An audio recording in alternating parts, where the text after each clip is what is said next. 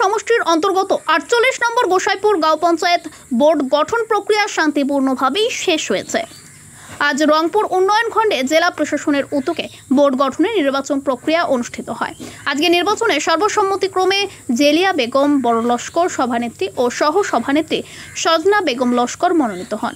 এক মাস বিরতির পর আজ রংপুর ব্লক কার্যালয়ে বোর্ড গঠনের প্রক্রিয়া সম্পূর্ণ সুন্দরভাবে হয়েছে। বর্তমানে গোসাইপুর গ্রাম পঞ্চায়েতের সদস্য ঘোষিত 50 সদস্যগণ শপথ বাক্য পাঠ করেন। গোসাইপুর গাঁও পঞ্চায়েত ভারতের জাতীয় কংগ্রেসের পক্ষে বোর্ড গঠন হয়েছে বলে কংগ্রেস কর্মীদের মনে উৎসাহর সঞ্চার হয়। আজকে সবাই বক্তব্য রাখেন আক্তার হোসেন চৌধুরী বলেন যে এই পঞ্চায়েত বোর্ড গঠনের ফলে আগামীতে কংগ্রেস আরও এগিয়ে যাবে বলে উল্লেখ করে। অন্যদিকে নবগঠিত পঞ্চায়েত সভানেত্রী জেলিয়া বেগম বড় লস্কর সংবাদ মাধ্যমের কাছে বলেন যে 10টি ওয়ার্ডের সদস্যদেরকে নিয়ে এক পরিবারের মতো কাজ করবেন বলে মত ব্যক্ত। অন্যদিকে নবগঠিত পঞ্চায়েত সভানেত্রী জেলিয়া বেগম বড় লস্কর সংবাদ মাধ্যমের কাছে বলেন যে 10টি ওয়ার্ডের সদস্যদেরকে নিয়ে এক পরিবারের মতো কাজ করবেন বলে মত ব্যক্ত করেন। নবগঠিত পঞ্চায়েত সভানেত্রী ওনার প্রতিক্রিয়া ব্যক্ত করতে গিয়ে বলেন, এলাকার সর্বস্তরের ভোটার ও প্রতিটি গ্রুপ সদস্যদের কৃতজ্ঞ করা জ্ঞাপন।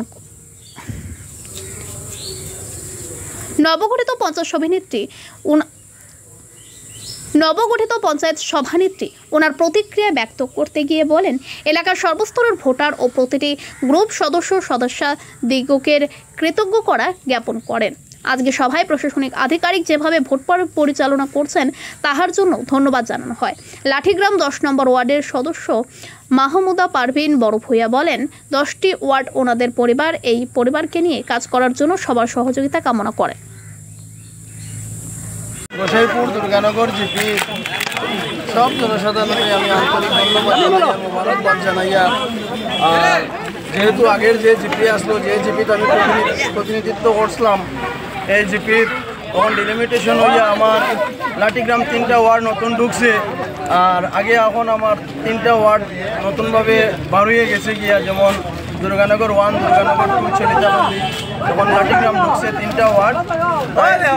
তবুও কিন্তু জনসাধারণ আমারে বলছেন না, যেহেতু এবার আমি কোনো একটা ব্যতিক্রমে আমি নিজে ক্যান্ডিডেট হইতে পারছি না এস পার সরকারের গাইডলাইন মতো, তবুও আমার ভোটারে কইজন আমার একজন প্রতিনিধি দেওয়ার লাগিয়ে আমি আমার বাইর বউ একজন এই গোসাইপুর দুর্গানগর জিপির উন্নতি গল্পে নমিনেশন দেওয়াইছিল গ্রামের মানুষে। আর গ্রামের মানুষে ইয়েও করছেন যে আমার গ্রামের মানুষে গ্রামের ওয়ার্ড থেকেও জিতাইছেন, বিপুল ভোটে জিতাইছেন।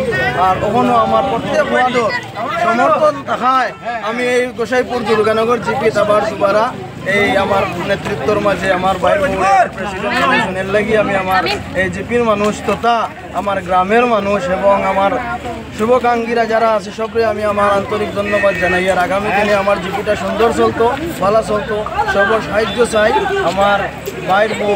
আসসালামু আলাইকুম, নমস্কার। আমি 48 নম্বর গোসাইপুর জিপির 4 নম্বর ওয়ার্ডের প্রথমে আমি আমার 4 নম্বর ওয়ার্ডের যে ভোটার যারা আছেন তারারে প্রথমে আমি আমার অন্তঃস্থল থেকে ধন্যবাদ জানাই। যে তারা আমার এই গ্রুপ মেম্বারও প্রথমে হইয়া তারা সবই আমার সাপোর্ট করিয়া আমার গ্রুপ মেম্বারও তারা নির্বাচিত করছেন। যদি তারা আমার নির্বাচিত করতা না তাহলে তো আজকে আমি পঞ্চায়েত হইতে পারলাম না। আর আজকে আমি আমার 10 ওয়ার্ডের যে 10 মেম্বার আছেন তারা 6জনে আমার সাপোর্ট করছেন, 4জনে করছেন না।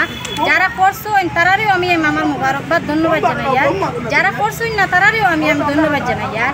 এখন আমি আমার 10 ওয়ার্ডের জিপির সব মানুষ লইয়া, ভোটার লইয়া, আমার 10জন যে সদস্য আছেন তারা সবরে লইয়া আমি কীভাবে আমার জিপিটার উন্নয়ন হইতো, উন্নতি হইতো, যাতে আমরা জিপি সব এক হইয়া যাতে আমরা কাজ করিয়া দেখতে পারি, ওটাও আমি আশীর্বাদ রাখি। যা সবই আমার লাগে দোয়া করতা যে আমরা সব এক হইয়া আমরা ওটা চালাইয়া যেতাম। আমরা দেখতে পাচ্ছি প্রায় গাঁও পঞ্চায়েতে দুর্নীতি হয়, মারা অনেক কাজ থেকে বঞ্চিত হয়। আপনি কি করবেন মা হিসাবে? জি, আমি তো আশা রাখছি আমি তো এরকম করতাম না। আর বিগত দিনে আপনারা পঞ্চায়েত আসলা আমার ছোটো ভাই রাহুল বল্লস্কর, তাই না অতি সুনামের সহিত আপনারা এটা কাজ চালাইয়া গেছেন। আর আশা করছি এখন আমিও ওরকম চালাইয়া যেতাম, আমিও চালাইয়া যাইমু। আপনারা সবই দোয়া রাখতা, আশীর্বাদ রাখতা, আমি একলা চালাইতাম না। আপনার প্রথমে আমার মন থেকে সবাইকে সালাম এবং ধন্যবাদ জানাই। আমার ছোটো বড়ো সবাইকে সালাম এবং ধন্যবাদ জানাচ্ছি। আমি বলতে চাই যে আমরা গোসাইপুর জিপি নিয়ে 10 জন মেম্বার নিয়ে আমরা একটা পরিবার গঠেছি। এই পরিবারকে নিয়ে আমরা কীভাবে সুন্দর ও সুষ্ঠুভাবে যে 5 বছর কাটাবো সেটা নিয়ে আমাদের